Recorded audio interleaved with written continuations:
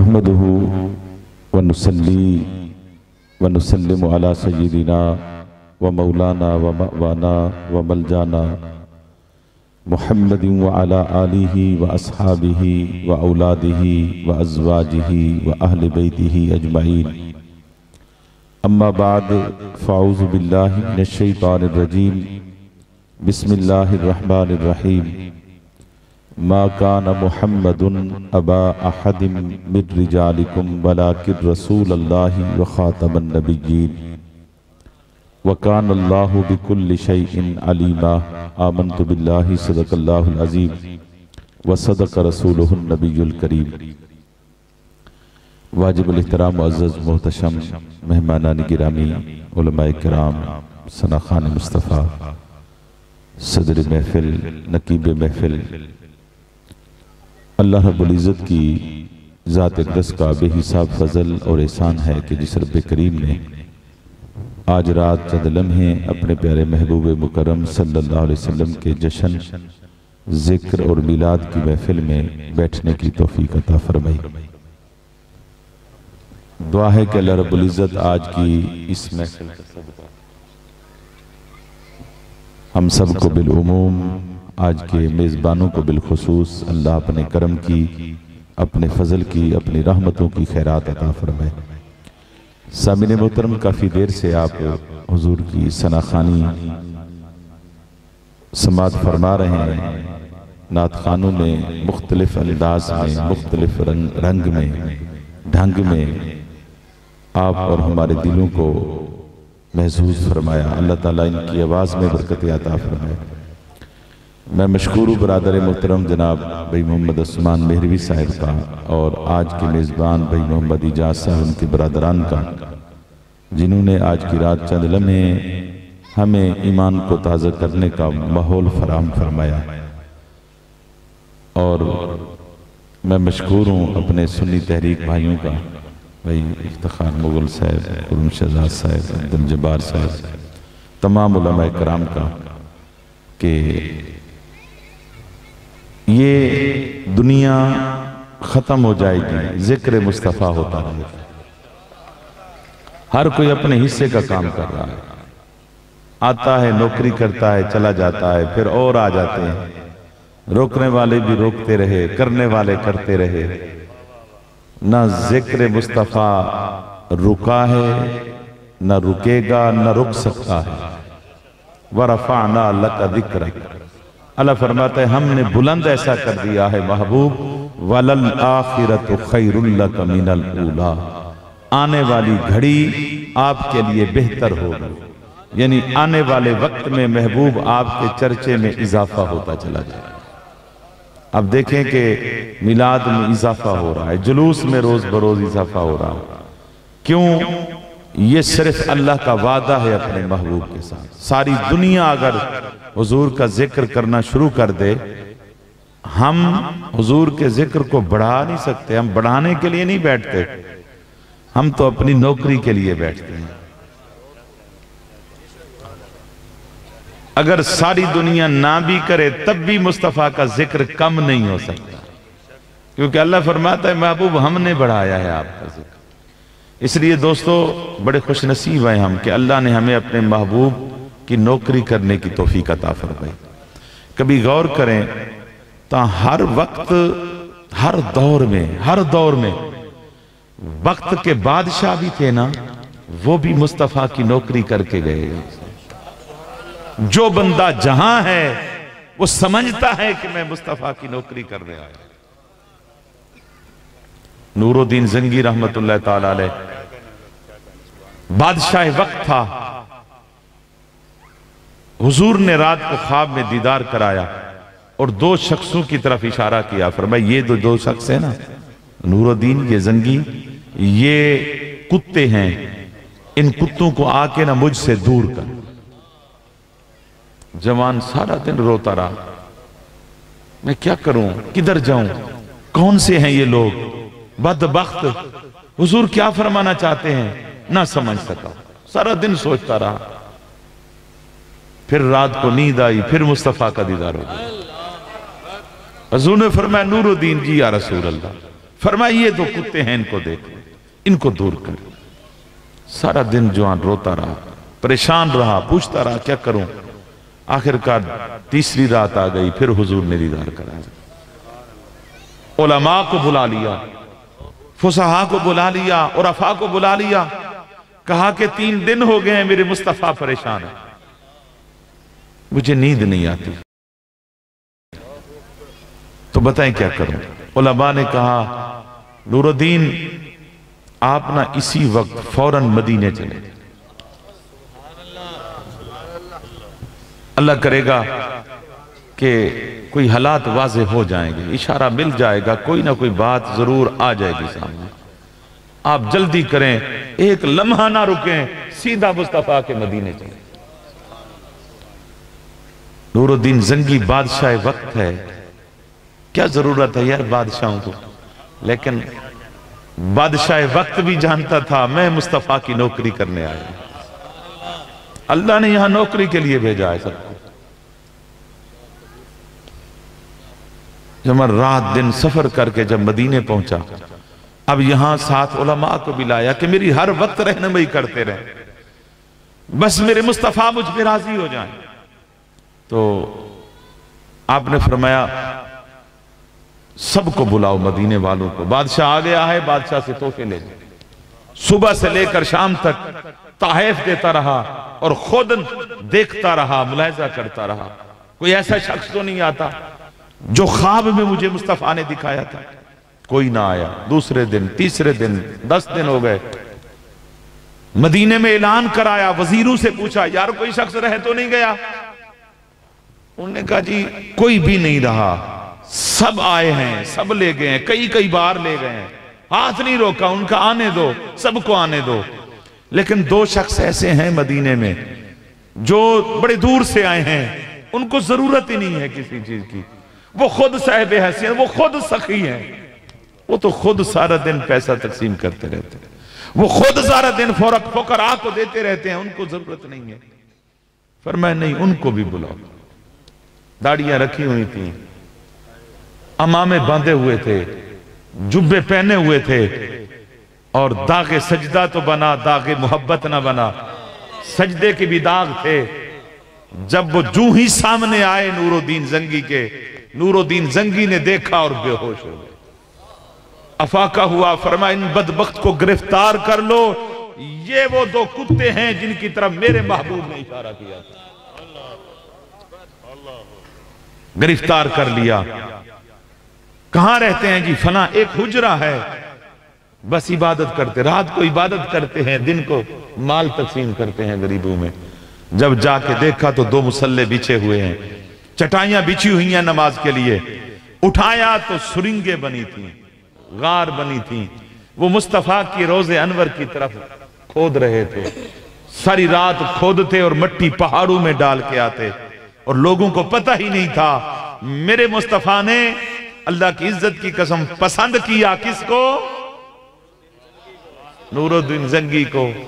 अल्लाह की इज्जत की कम, कभी बादशाह आते थे जो नौकरी के लिए मुंतखब हो जाते थे, कभी हम जैसे गुनहगार भी नौकरी के लिए मुंतखब हो जाते। कहते हैं ना कि ना हुस्न जमाल देखे पिया जिसको चाहे सुहागन वही है। पिया जिसको चाहे सुहागन वही है। शाहजहां बादशाह को सुना है ना? शाहजहां बादशाह, शाहजहां बादशाह हिंदुस्तान का बादशाह, मुतलिकुल इनान, यानी जिसकी आंख के इशारे से हिंदुस्तान के तकदीरें लिखी जाती थी, हिंदुस्तान की तकदीरें लिखी जाती थी।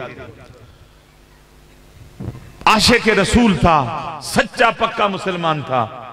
उसने शादी की नूरजहां के साथ और उसकी मोहब्बत में गिरफ्तार हो गया, और इतना बीवी की मोहब्बत में गिरफ्तार हुआ कि जब तक वो हाथ ना रखती बादशाह की अक्ल भी काम नहीं करती। वो सुबह उसने पीछे से जो है ना अपनी दरबार के पीछे से पर्दा बनाया हुआ था, बेगम साहिबा को पीछे बिठा था, वो कंधे पे हाथ रखती तो बादशाह का अकल काम करता। लेकिन वो राफजिया थी, वो रफ्जियत थी, सहाबा कराम की गुस्ताख थी। उसने ईरान से एक गुस्ताख मंगवा के उससे किताब लिखवाई कि किताब लिख, देख मैं मलका हूं, मेरे फायदा उठा कि कोई ऐसी किताब लिख जो सहाबा कराम के खिलाफ लिख, ताकि हम लोगों के ईमान खराब करें और अपनी तरफ लोगों को बुलाएं, इनके दिलों के अंदर सहाबा की बेअदबी डालें। उसने किताब लिखी एक सहाबा की गुस्ताखी पर, उस पर टाइटल लिखा कि मैं अपनी उम्र से इसलिए बेजार हूं कि इसका नाम उम्र है। जो टाइटल दिया तो वो किताब मंजर आम पे आई, तो लोगों ने देखा, हर तरफ से एक खबली मच गई कि बादशाह जहां की बादशाही में, और इतना सच्चा पक्का मोमिन, उसकी सरबराही में, उसकी बादशाही में यह किताब लिखी गई। बादशाह को किताब दे दी गई। बादशाह ने देखा, बादशाह की हालत गैर हो गई। बादशाह ने कहा उस खबीस को पकड़ के मेरी बारगाह में लाओ। तो जब फौज गई ना, पुलिस गई पकड़ने के लिए, तो उसने कहा तुम लोगों को नहीं पता कि मैं नूरजहां का बंदा। हर बंदा जानता था कि नूरजहां की मोहब्बत में तो बादशाह गिरफ्तार है। उन्होंने कहा फिर बादशाह का हुक्म है, हमने तो ले जाना है। उसने कहा बस इतना करो कि मुझे पहले नूरजहां से मिलने दो, फिर मुझे बादशाह के पास पेश कर दो। जब नूरजहां के पास गया ना, कहा कि अब देख बादशाह वक्त ने बुला लिया है, मैं क्या करूंगा। उसने कहा कोई परेशानी वाली बात नहीं है, मैं पीछे बैठी हूं ना, हाथ उठा लूंगी। सिर्फ तूने एक बात कहनी है कि मैं नूरजहां का बंदा हूं, बस। इसके बाद मैं जानू मेरा काम जाने। बादशाह के पास जब पेश किया गया उस गुस्ताख को, तो बादशाह ने पूछा शाहजहां ने, हाँ भी तो अपनी उम्र से इसलिए बेजार है कि इसका नाम उम्र है, मैं भी तुझे जिंदा नहीं रहने दूंगा। क्यों लिखी ये किताब? उसने कहा जी आपको नहीं पता मैं नूरजहां का बंदा हूं। तो बादशाह को जोश आया, बादशाह कोई फैसला सुनाने लगा, पीछे नूरजहां ने हाथ उठा लिया।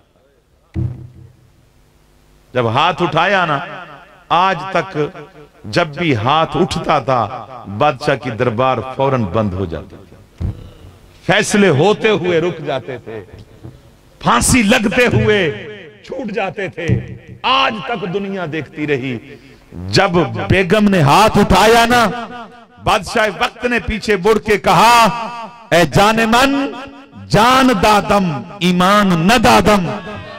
ए मेरी जान, मैंने तुझे अपनी जान का मालिक तो बनाया है, ईमान का मालिक तो नहीं बनाया। मेरे ईमान का मालिक मेरा मोहम्मद मुस्तफा।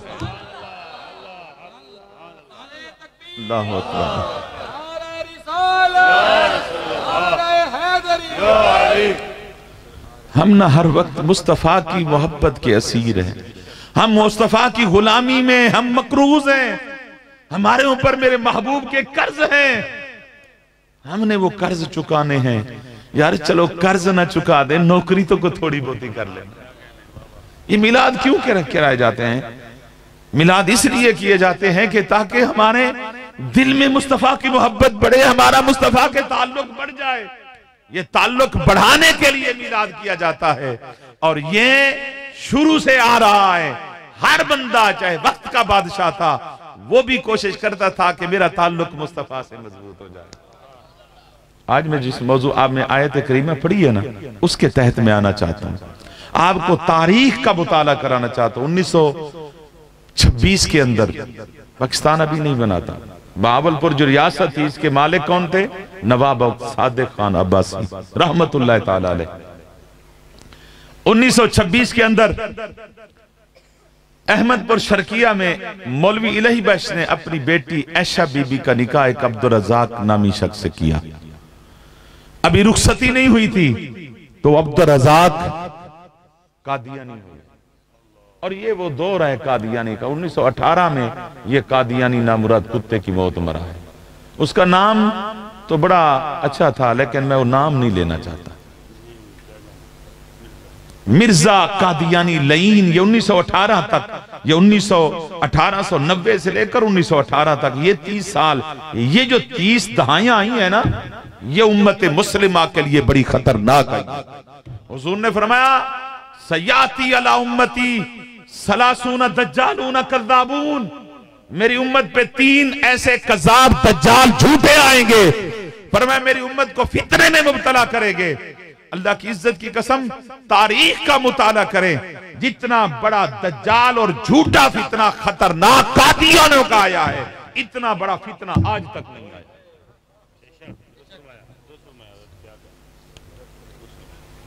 वो कादियानी बन गया। तो मौलवी इलाही बख्श की बेटी आयशा बीबी ने बहावल अहमदपुर शर्किया की सिविल अदालत में एक रिट दायर कर दी कि जी मैं मुसलमान हूं, मेरा जो मंगेतर है जिसके साथ मेरा निकाह हुआ है वो कादियानी हो गया, मेहरबानी फरमाए मेरे निकाह को खत्म कर दे, फस कर दिया जाए, बातिल कर दिया जाए मेरे निकाह को।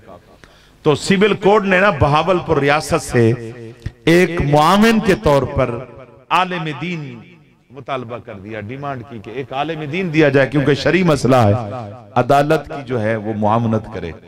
तो उस वक्त बहावलपुर की किस्मत में हुजूर शेखुल इस्लाम अल्लामा गुलाम अहमद घोटवी रहमतुल्लाह ताला अलैह खलीफा मजाज पीर मेहर अली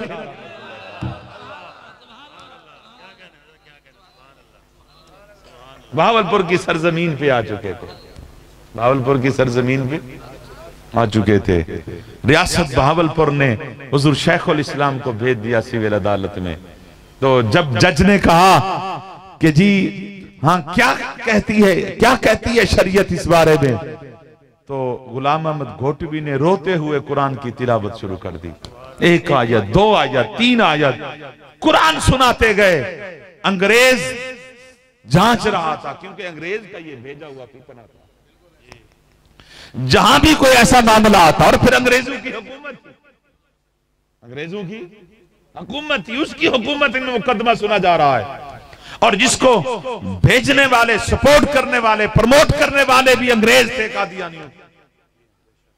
उनके दौर में जो रियासतें होती थी ना, पाकिस्तान में जो रियासतें थी या हिंदुस्तान में जितनी भी रियासतें थी, उनके जो वजीर आजम थे वो मुकर्रर अंग्रेज करते थे। उस वक्त बहावलपुर रियासत के मालिक नवाब सादिक अब्बासी थे बादशाह, लेकिन उस वक्त वजीर आजम जो था सरदार नबी बख्श रहमतुल्लाह ताला अलैह, जिनको अंग्रेजों ने मुतय्यन किया हुआ था। किसने वजीर आजम बनाया था? बनाया वजीर आजम अंग्रेजों ने था, नौकरी मुस्तफा की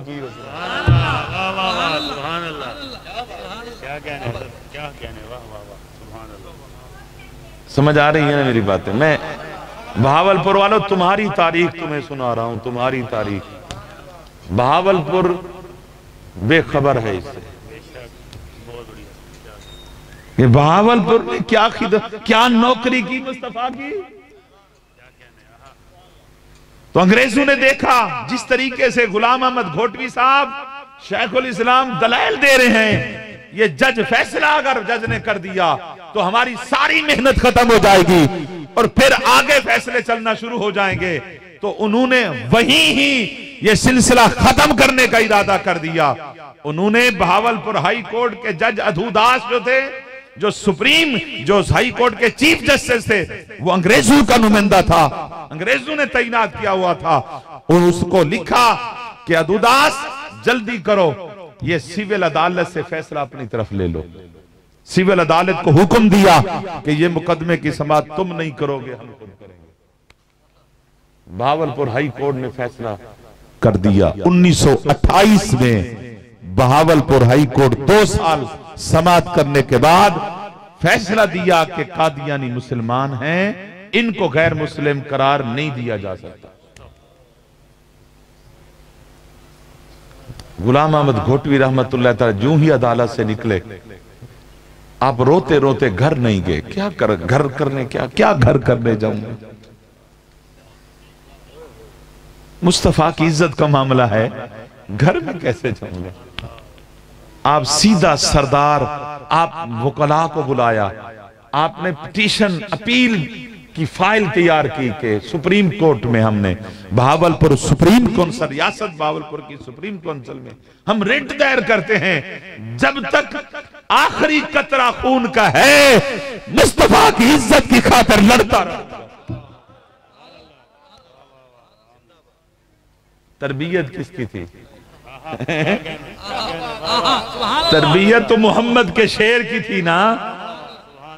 शहनशाह गोरला की थी, आला हजरत शहनशाह गोरला की थी। जब आपने अपील मुकम्मल कर ली, सुप्रीम काउंसिल में गए, तो सुप्रीम काउंसिल में भी ये नामुराद अधूदास जो जज था, ये भी उसका मेंबर था। अंग्रेजों ने प्रेशराइज करके कहा इसकी अपील को रद्द कर दें, कबूल ही ना करें। उन्होंने कहा कि जी नहीं, आज अगर आंख रख दें, कल हम इस पर बहस करेंगे और उसके बाद देखेंगे ये काबिल समात है या नहीं है। गुलाम मोहम्मद घोटवी रहमतुल्लाह ताला अलैह को इल्म हो चुका था, ये कल हमारी अपील को रद्द कर देंगे, खारिज कर देंगे, नहीं सुनेंगे। उसी वक्त दोपहर को सरदार नबी बख्श वजीर आजम बहावलपुर के महल में थे। सेक्रेटरी को कहा यार वजीर आजम जी सोए हुए हैं, फरमाया उठाओ उनको, कहो गुलाम अहमद घोटवी आया हुआ है, जो आज तक किसी एक बादशाह के दरवाजे पे नहीं गया, लेकिन मुस्तफा की इज्जत की खातिर तेरे दरवाजे पे आ चुका है। सेक्रेटरी ने कहा हुजूर बात यह है कि कोई माकूल बहाना बताएं, मैं वजीर आजम को उठाने जा रहा हूं, मेरी भी जवाब तलबी होनी है। तो आपने फरमाया उसको जाके कह दो सरदार नबी बख्श साहब गुलाम अहमद घोटवी जन्नत की टिकट लेके आया हुआ है। जब वजीर आजम को बताया ना, शेखुल इस्लाम कहते हैं कि जन्नत की टिकट ले आ जा। बाहर आया, बड़ा परेशान था। आते ही शेखुल इस्लाम, इतनी बड़ी हस्ती हो कि जन्नत की टिकट, कब से ये जन्नतें तकसीम करना शुरू कर दी हैं? फरमाया अल्लाह की इज्जत की कसम, मेरे मुस्तफा की इज्जत का मामला है, जन्नत भी यही है, जहन्नम भी यही है। अब तेरी मर्जी, जहन्नम का टिकट लेना चाहे जहन्नम का ले ले, जन्नत का लेना चाहे जन्नत का ले ले। सारा मामला सुनाया। क्या करूं, मैं क्या करूं? आपने फरमाया कबीना से मंजूरी लेके बहावलपुर सुप्रीम काउंसिल में बहावलपुर रियासत की तरफ से अपील दायर करो, रियासत गवर्नमेंट की तरफ से अपील दायर करो, इसको सरकारी केस बनाओ। आपने उसी वक्त कबीना का इजलास तलब कर लिया। सरदार नबी बख्श साहब ने अपने कबीना को बुला लिया। कबीना कोई लंबी चौड़ी, जिस तरह आज थोड़ी सी कबीना, कितनी है जी? कितनी है जरा? 96। 7 वजीर थे भावलपुर रियासत। कितने जी थी? 7 वजीर थे। सबको बुलाया, उसमें 2 कादियानियों के अंग्रेजों के पिट्ठू थे, असद बैरिस्टर असदुल्ला, और उसके साथ एक और शख्स था। जब उनको वजीर आजम को ऑर्डर पहुंचा ना कि अभी शाम को मीटिंग है, कबीना का इजलास है, उन्होंने कहा पता तो चल रहा था ना, अंग्रेज रास्ते में थे, देख रहे थे सारी सिचुएशन कहां जा रही है। अंग्रेजों ने कहा इनकार कर दो कि हम अंग्रेज वैसरा आ रहा है, उसको शिकार खेलने के लिए जा रहे हैं, लिहाजा हम कबीना के इजलास में हाजिर नहीं हो सकते। जब तुम नहीं जाओगे कबीना का इजलास ही नहीं होगा, इसको डिले करो, देर करो, इसको लेट करो। तो अब बैरिस्टर असदुल्ला ने और दूसरे वजीर ने कहा कि जी वैसरा आ रहा है, हम तो शिकार खेलने के लिए उसे जा रहे हैं, लेकर जा रहे हैं, लिहाजा हम नहीं आ सकते। तो सरदार नबी बख्श साहब चाहे अंग्रेजों ने मुतय्यन किया था, मुकर्रर किया था, आपने फरमाया अभी इसी वक्त बहावलपुर रियासत में मैं शिकार खेलने पे पाबंदी ऐद करता हूं।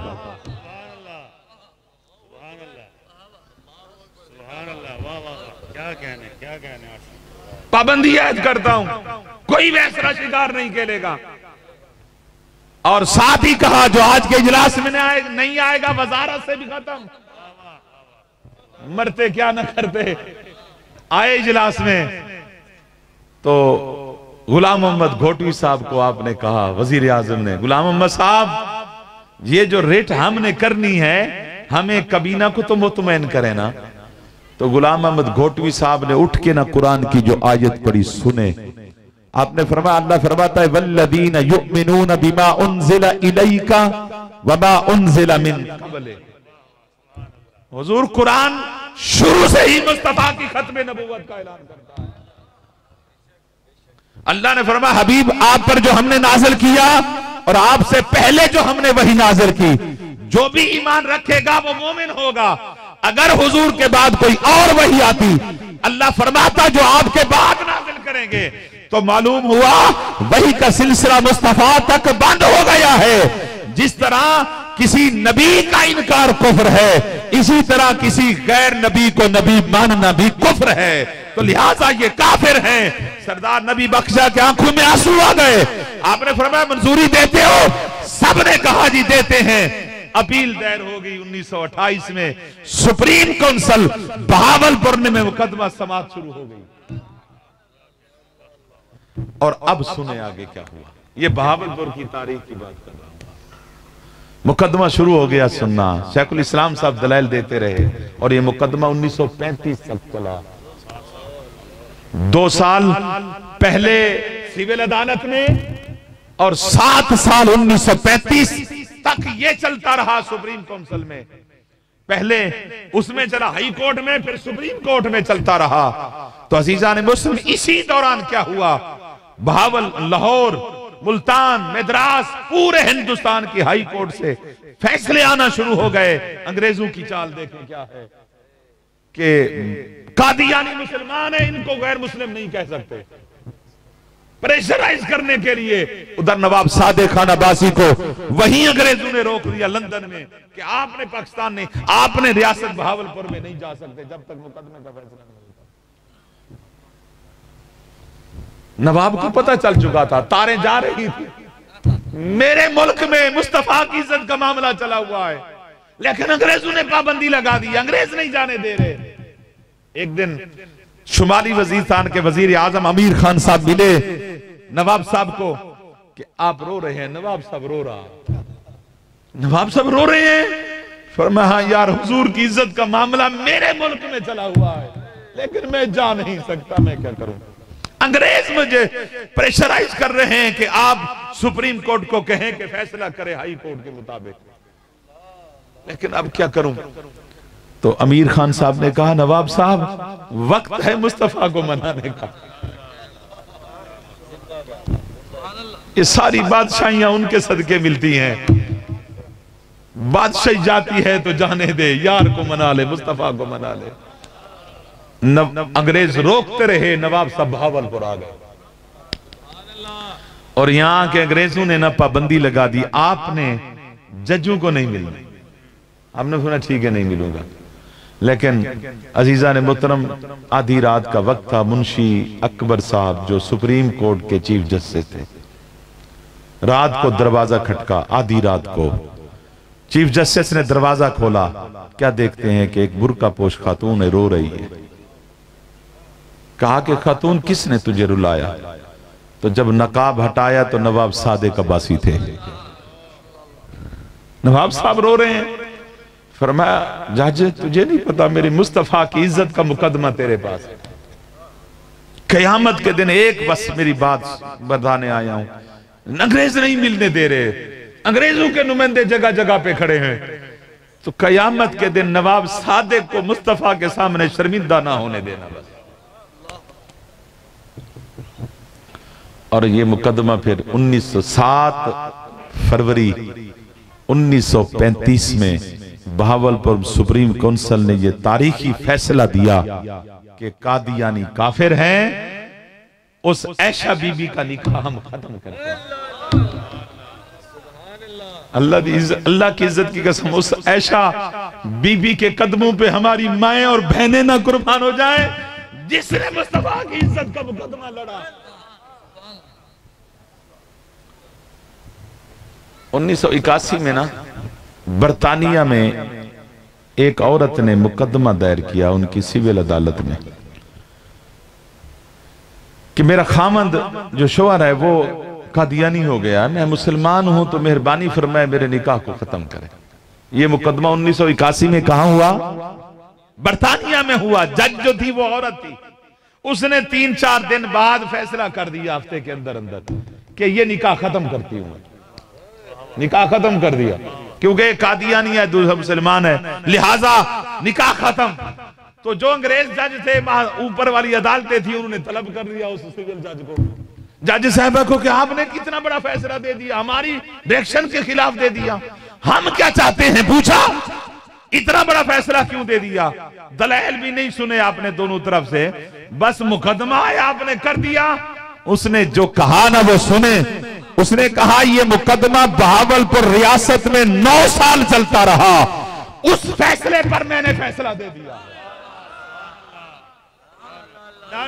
अल्लाहु अकबर, नाराए रिसालत, नाराए हैदरी। उस फैसले पर मैंने, रियासत बहावलपुर वालों जरा देखो तो भाई तुम्हारी तारीख क्या थी और तुम कहां चल पड़े। बहावलपुर वालों को पता ही नहीं है कि बहावलपुर ने यार की नौकरी किस अंदाज में की।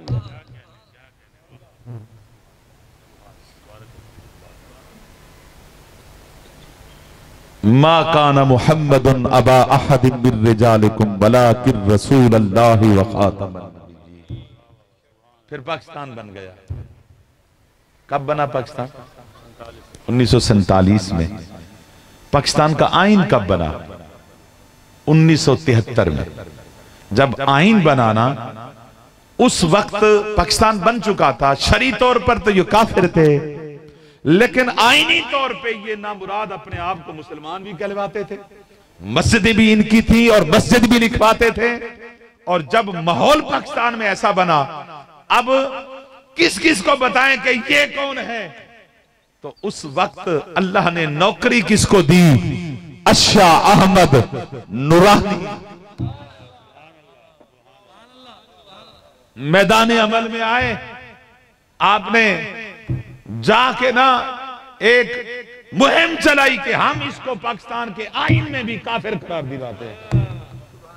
उस वक्त जुल्फकार अली भुट्टो साहब वजीर आजम थे और शाह अहमद नूरानी ने इनके खिलाफ वजारत उज़्मा का इलेक्शन भी लड़ा था, हारे थे। और अपोजिशन लीडर भी है शाह अहमद नूरानी। आपको बताता हूं कि हमारे अकाबिरीन ने क्या किया, हम किन के औलाद हैं, हमारे असलाफ कौन से हैं, हम किधर जा रहे हैं। शाह अहमद नूरानी ने टीम बनाई और एक एक एमएनए के घर गए। एक एक एमएनए, जितने भी तादाद थी ना, एक एक एमएनए के घर गए। यार मैं आया हूं, शाह अहमद नूरानी आया है तुम्हारे दर पे मुस्तफा की खातिर आया, मैं बिल पेश करने वाला हूं, इनको काफिर करार देने के लिए हुजूर की इज्जत की खातिर वोट दे देना। जो नहीं माना ना, अपनी पगड़ी उतार के कदमों पे रख दी। यार इसका सिला कयामत के दिन मुस्तफा देंगे, इस पगड़ी का वास्ता, सुन्नत मुस्तफा का वास्ता, वोट दे देना हुजूर की इज्जत। और अगर कोई नहीं माना तो फिर उस दौर के वलियों को लेकर गए उनकी दरबार, उनके आस्थानों दरवाजों पर, सारे एमएनएज को मनवाया और उसके बाद जुल्फकार अली भुट्टो साहब से मुलाकात की। एंड में मुलाकात की।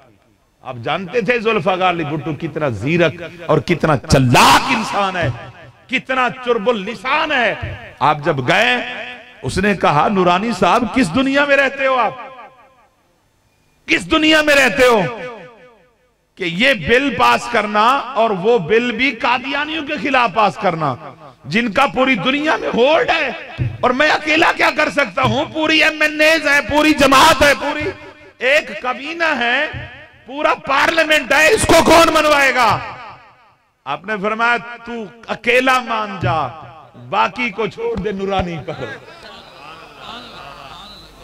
बाकी को नूरानी पे छोड़ दे, तू मान, मरता क्या न करता। उसने कहा अगर तू दूसरों को मनवा लेगा तो मैं भी मान जाऊंगा। फरमाया फिर देखना, फिर 7 सितंबर 1974 में पाकिस्तान नेशनल असेंबली में अहले सुन्नत के कायद ने यह बिल पास किया और मुत्तफिका तौर पर वो बिल मंजूर हो गया। ये आपकी तारीख है, ये आपकी हिस्ट्री है। तो अब ये तो थे हिस्ट्री का हिस्सा।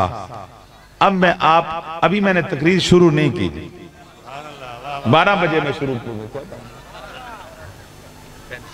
मेरे पास टाइम है। अब 12 बजे तकरीर शुरू करेंगे।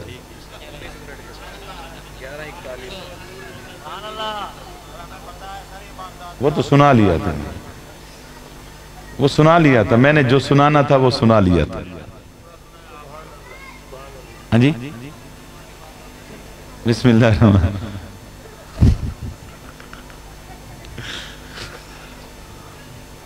वो कहते हैं ये कितने बजे तकरीर शुरू करनी है,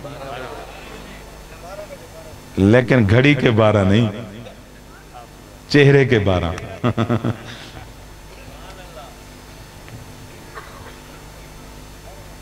अब हम आते हैं दलाइल की दुनिया में।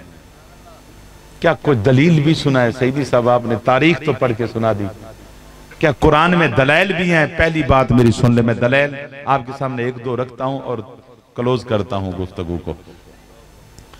दलाइल की दुनिया में सबसे पहले अगर कोई बंदा कहता है ना कि जी मुझे हुजूर की नूर होने पे दलील दें, वो दलील मांगने वाला काफिर नहीं।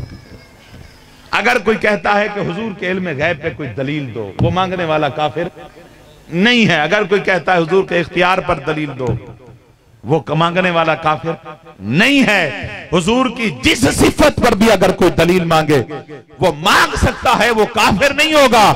हजरत इमाम अबू हनीफा फरमाते हैं अगर कोई ये कहता है कि हुजूर की खत्म नबूवत पर दलील तो तब मानूंगा, वो दलील मांगने वाला ईमान से खारिज। हुजूर की खत्म नबूवत पर दलील मांगने वाला ईमान से खारिज है, वो काफिर है।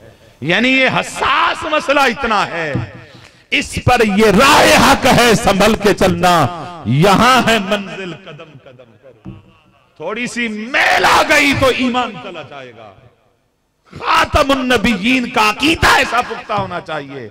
कोई अगर कोई लानती पूछता है आपसे, उसको को लानती जा, यही एक तो अकीदा है जो हम बगैर दलील के मानते हैं। नारे तकबीर, नारे रिसालत, नारे तहकीक, नारे हैदरी, उलमा अहले सुन्नत। एक दफा ना अबू जाल गोह को कपड़े में लपेट के ना हुजूर के पास ले आया। कहता है जी जैसे बच्चा उठाया हुआ ऐसे उठाया हुआ था, हुजूर ये बताएं कि ये लड़की है या लड़का है, बच्ची है या बच्चा है। उस नादान को नहीं पता था ना, मैं किससे पूछ रहा हूं। हुजूर ने फरमाया अबू जाल ये मैं बताऊं या ये तेरे हाथ वाली चीज बताए कि मैं कौन हूं। वो खुश हो गया, उसने कहा ना जुबान है इसके अंदर। सुना होगा कि हजरत यूसुफ अलैहिस्सलाम की गवाही के लिए भी बच्चा बोला था, सुन रखा था कि हजरत ईसा अलैहिस्सलाम भी बच्चे बोले थे, काफी बच्चे बोले हैं, बच्चे बोले थे। ये तो बच्चा नहीं है ना, ये तो है ही गो को क्या पता कैसे हैं ये। उसने कहा ठीक है जी, अगर ये कह देती है ना मैं ईमान ले आऊंगा, अगर ये गवाही दे देती है, आपका बता देती है। हुजूर ने फरमाया मन अना या दब्बो, ए गो बता मैं कौन हूं, ए गो बता मैं कौन हूं। उसके चंगल में थी, उसने नहीं देखा कि अंग्रेज ने मुतय्यन किया है, सरदार नबी बख्श ने फैसला कर दिया। बाबा गो ने भी नहीं देखा कि मैं किसके हाथ में हूं। इज्जत मुस्तफा का मामला आया तो गो बोल पड़ी अंत रसूलुल्लाह व खातमुन नबिय्यीन, आप अल्लाह के रसूल भी हैं और खातमुन नबिय्यीन भी हैं। यह अकीदा ऐसा है, जंगल के दरिंदे को भी पता है कि मुस्तफा खातमुन नबिय्यीन, गो को भी पता है। अगर किसी ने मुस्तफा की इज्जत देखनी है तो किसी जानवर से मुस्तफा की इज्जत कैसे मुस्तफा की इज्जत को बचाया जाता है, कैसे मुस्तफा की इज्जत का दिफा किया जाता है। अल्लाह रब्बुल इज्जत ने यह अकीदा ऐसा दिया कि इस पर तन मन धन सब कुछ कुर्बान कर दे। मुस्तफा की खत्म नबूवत पर कोई हर्फ ना आए। लेकिन अल्लाह की इज्जत की कसम, कादियानी के जो हमले हैं ना, मैं आपसे एक बात कहूं, मैं कहूं कि कादियानियों का यह अकीदा है कि हजरत ईसा अलैहिस्सलाम फौत हो गए।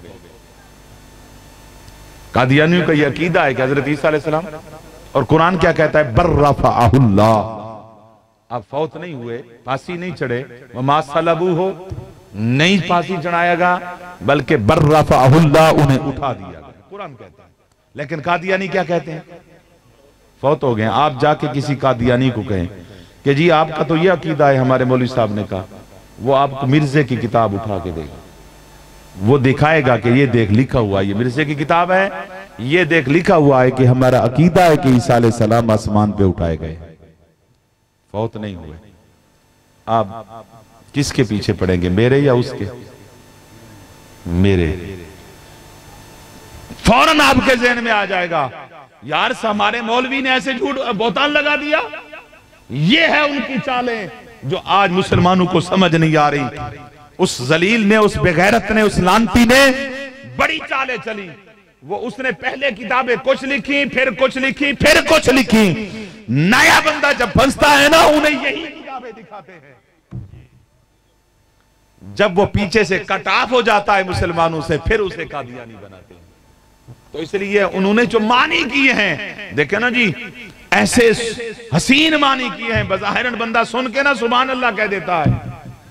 खातमुन नबीयीन का माना यह है कि अंगूठी भी कहते हैं, खातम कहते हैं अंगूठी को जिसके अंदर वो थेवा हो, जिसके अंदर वो नग हो, नग ना हो, उसको खातम कहते हैं। ऐसी अंगूठी जिसके अंदर नग हो, और वो खातम कहते हैं ऐसी अंगूठी को जो अपने नगों के साथ वाली अंगूठियों में हसीन भी नजर आए, नुमाया भी नजर आए, और ऊंची भी नजर आए।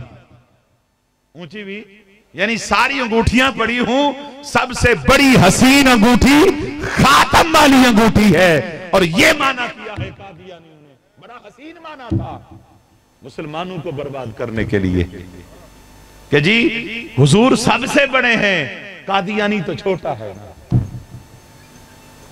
इसलिए दोस्तों ये अकीदा रखना पड़ेगा कि हुजूर को हम बगैर दलील के खातमुन नबीयीन मानते हैं, बगैर दलील के। अब मैं दलील क्यों देना चाहता हूं?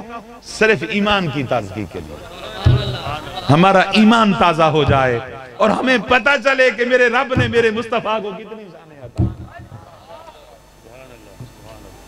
अल्लाह फरमाते हैं ना, मा काना मुहम्मदुन अबन, मा काना मुहम्मदुन अबा अबन। फरमाया मेरा महबूब मोहम्मद सल्लल्लाहु अलैहि वसल्लम किसी जवां मर्द का बाप नहीं है, जी किसी जवां मर्द का बाप नहीं है। बारी ताला जवां मर्द का बाप ना होना ये कोई बड़ी शान तो नहीं है, या जवां मर्द का बाप होना ये कोई ऐब तो नहीं है। नबी हुए हैं ना, उनके बेटे भी हुए, उनके जवां भी हुए, बेटे हुए ना जवां, ये ऐब तो नहीं है। जब ऐब नहीं है तो फिर शान तो नहीं बन सकती। इतनी बड़ी शान बयान कर रहा है अपने महबूब की कि मेरा महबूब जवां मर्द का बाप नहीं है, जवां बेटा कोई नहीं है। तो क्या जवां बेटे नहीं हुए नबियों के? लेकिन अल्लाह ने क्यों फरमाया? इसलिए कि फरमाया मेरा हबीब नहीं है, इसमें भी शान खत्म नबूवत का इजहार है, इसमें भी शान खत्म नबूवत का इजहार है। अल्लाह ने फरमाया इसलिए नहीं हमने जवां बेटा होने दिया, क्योंकि अगर जवां होता मेरे महबूब का कोई बेटा तो फिर जरूरी था उसको नबी बनाया जाता। बेटा जवान होता तो जरूरी था वो नबी बनता, क्योंकि कल कयामत के दिन नबियों की जब सफ़ें लगती और उन सफ़ों में नबी भी खड़े होंगे और उनके बेटे भी नबी खड़े होंगे। नबी अपने अपने बेटों के साथ नबूवत की सफ में खड़े होंगे। अगर मेरा महबूब जवां बेटे का बाप होता, बेटा जवां होता, नबूवत ना मिलती, तो फिर हबीब तो खड़ा होता और मेरे महबूब का बेटा उस सफ में न होता, तो ये मेरी गैरत को गवारा न था, ये मेरी गैरत को गवारा न था कि महबूब तो खड़ा हो, बाकी नबी तो अपने बेटों के साथ नबूवत की सफ में हो और मेरा मुस्तफा ना हो बेटे के साथ, मेरे महबूब का बेटा और तरफ हो, ये मुझे बर्दाश्त नहीं हो सकता था। इसलिए हमने किसी बेटे को जवान नहीं होने दिया, नबूवत देना जरूरी था। न जवां होगा न नबूवत देंगे, इसलिए कि खत्म नबूवत का ताज तो यार की पेशानी। खत्म नबूवत का ताज तो यार की पेशानी पे रख दिया, इसलिए किसी बेटे को जमा भी नहीं। बहुत सारे दलाइल हैं। अल्लाह ने फरमाया नहनु इन्ना नहनु नज़्ज़लना ज़िक्रा व इन्ना लहू लहाफ़िज़ून। फरमाया इस कुरान को यानी जिक्र को हमने नाजिल किया, इसकी हिफाजत भी हम कर रहे हैं। कुरान की हिफाजत का जिम्मा किसके पास है? अल्लाह के पास है। बाकी आसमानी किताबें भी नाजिल हुई, वो भी अल्लाह का कलाम था, वो भी अल्लाह के कलाम थे, कलामुल्लाह थे, मुनज़्ज़ल मिन अल्लाह थे, अल्लाह की वहीयें थी। जितनी भी आसमानी किताबें हैं 100 छोटे सहीफे थे। कुरान पाक के अलावा 3 बड़ी किताबें थी, वो भी अल्लाह की किताबें, लेकिन अल्लाह ने उनकी हिफाजत नहीं फरमाई। हिफाजत किसकी फरमाई? अल्लाह ने उनकी हिफाजत उम्मत को दी थी। उम्मत ने हिफाजत करनी है और उम्मत हिफाजत न कर सकती। तब्दीलियां हो गई, तारीफें कर दी, तब्दीलियां कर दी, क्योंकि मुहाफिज जो थे मुहाफिजों ने तब्दील कर दी किताबें। तो क्यों कुरान की हिफाजत अल्लाह ने क्यों की, उम्मत को क्यों नहीं दी? फरमाया इसलिए कि पहली किताबें जो थी इसलिए उम्मत को दी। अगर उम्मत कोई तब्दीली भी कर देती तो आने वाला नबी जो था वो उम्मत को सही किताब पहुंचा देता था। अगर कोई उम्मत तब्दीली कर देती फिर आने वाला नबी, नबियों का सिलसिला जारी था ना, आने वाला नबी हक पहुंचाता रहा। जो तब्दीली और चेंजिंग होती वो सही पहुंच जाता था उम्मत तक। अब क्योंकि खत्म नबूवत का ताज यार की पेशानी पे सजा दिया है, अगर कुरान की हिफाजत उम्मत करती तो हक ना पहुंच सकता। इसलिए कुरान की हिफाजत हमने अपने जिम्मा करम पर लेकर खत्म नबूवत का ताज यार की पेशानी पे सजा दिया। ताजदारे खत्म नबूवत, ताजदारे खत्म नबूवत, नारे रिसालत। और फिर दूसरी बात, आखिरी बात, कि वैसे तो खत्म नबूवत पर सारी रात गुफ्तगू करते रहे, रात थोड़ी है, मुस्तफा की शानें बड़ी हैं। ये दिन भी थोड़े हैं, महीने भी थोड़े हैं। यार सदियां हो गई लोग मुस्तफा के तराने पढ़ते हैं, सदियां हो गई कहते रहे सबसे औला वाला हमारा। फिर आ गए, उन्होंने कहा सुबहान अल्लाह मा अजमला का मा अकमला मा सनका मा अकमला का। आखिर जब दीवान सारे भर दिए ना मुस्तफा के जिक्र से, फिर भी कहना पड़ा कोई मिसल नहीं ढोलन दी। चुप कर मेरे अली, इथे जा नहीं बोलन। एक बाबा था भावल नगर का, मैं हफ्ते वाले दिन भावल नगर जा रहा हूं, मैंने एक वाकया पढ़ा था कि बाबा साहब थे, चौधरी थे, जिम्मेदार थे, डेरे पे बैठे रहते थे, लेकिन दिल में ईमान था। एक ना कादियानी आ गया उनके पास, उसने देखा कि ये बाबा जिम्मेदार है तो ये भोला बाला है, इनको फंसा लूंगा। उसने आकर ना बस बातें शुरू कर दी, उसमें बू आई कि ये कादियानियों की बात करना चाहता है। लेकिन बाबा साहब खामोश हो गए, चलो देखते हैं कि नया आया है, मेहमान है। दूसरे दिन वो बेगैरत फिर आ गया। बाबा ने समझ लिया कि ये मुझे मेरे ऊपर हमला करना चाहता है। दूसरी दफा आपने उसकी बातें तो सुन ली, लेकिन इरादा कर लिया कि अब आइंदा तू नहीं आएगा।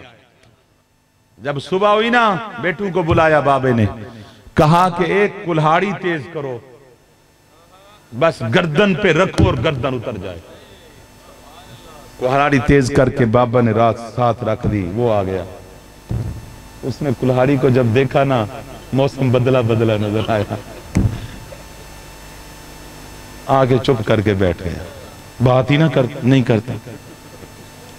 सामने कुल्हाड़ी पड़ी, बात ही ना करे। बाबे ने गरजदार आवाज में कहा, ओए कुत्ते, और लईन करना वो बातें जो 2 दिन करता रहा। कैसा है तेरा नबी? उसने कहा जी वो तो कुत्ता है, कमीना है, लईन है, खंजीर है, सुअर है। उसने 500 गालियां दे दी अपने नबी को, झूठे नबी को। जब उसने गालियां देना शुरू कर दी ना, बाबा मुस्कुरा पड़ा।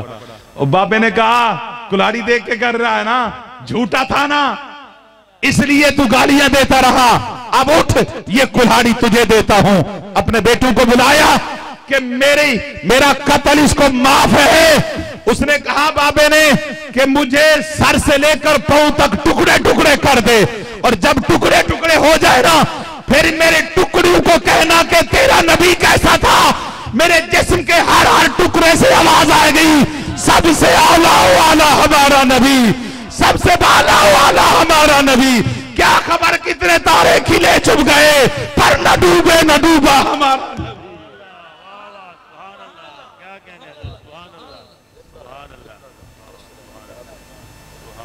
अल्लाह ने अपने महबूब को खातमुन नबीयीन बनाया, खत्म नबूवत। ये तो मुस्तफ़ा की एक शान है ना, अल्लाह की इज्जत की कसम हजारों शानें हैं मुस्तफ़ा की, और सारी शानें बेमिसल बेमिसल, सारी शानें बेमिसल। कोई सानी नहीं है मुस्तफ़ा की शान, किसी सिफत का भी सानी नहीं है। तो अजीजा ने मुहतरम आखिरी बात करके मैं गुफ्तगू करता हूँ, क्योंकि अब मेरे ख्याल 12 बजने लग गए हैं, घड़ी के भी 12 बजने लग गए हैं, तो आपके भी।